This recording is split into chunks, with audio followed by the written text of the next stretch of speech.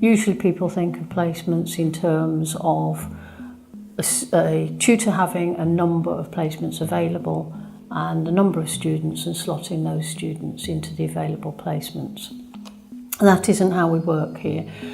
The process is about giving the students the opportunity to source their own placements. That's part of the task.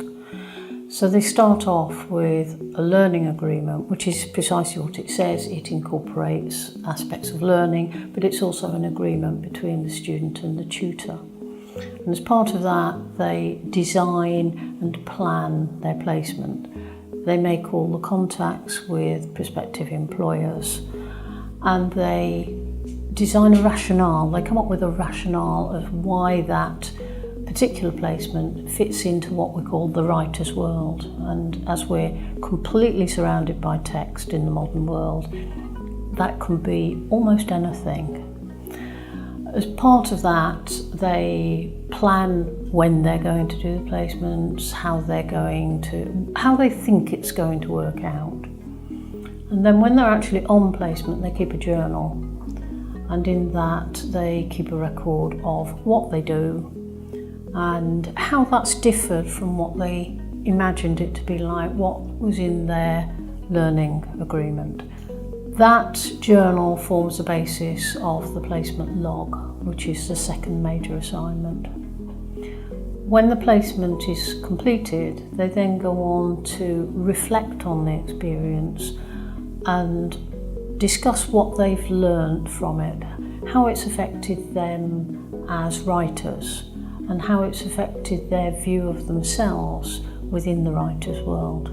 Examples of placements are really varied because, for a start, we have students on the course who are single honours and may see themselves as writers in the sense of a novelist or a poet or a playwright. For them, very often, their view of their role and their potential placement might be in, say, publishing, or might be in the theatre. We also have students that are part of interdisciplinary studies or are joint honours, so very often we combine the placement with their main interest, whether that's a personal interest or a course interest. That might range from something like journalism through writing copy for businesses. So we've had in the past, say, a business management student who's gone down that route. We might have somebody who's shadowing a writer or writer in residence. We've had people who have become involved in community arts projects, such as working with Age Concern and those kind of organisations. The main aspect of my support for students begins way before the beginning of term even.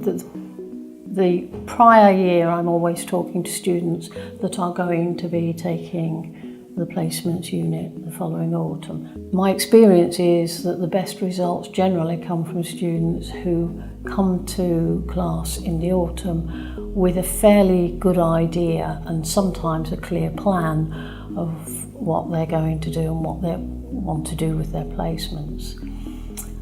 My role in that is advising, supporting. I will always be available to discuss letters of approach, for example, to an employer, to guide students when perhaps their first choice of placement doesn't work out.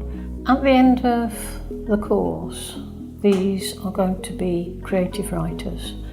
So I hope that the students walk away with a toolkit of techniques and strategies for making those approaches, but I also think hope they come away with a greater knowledge of themselves as writers and where they might fit into the writer's world.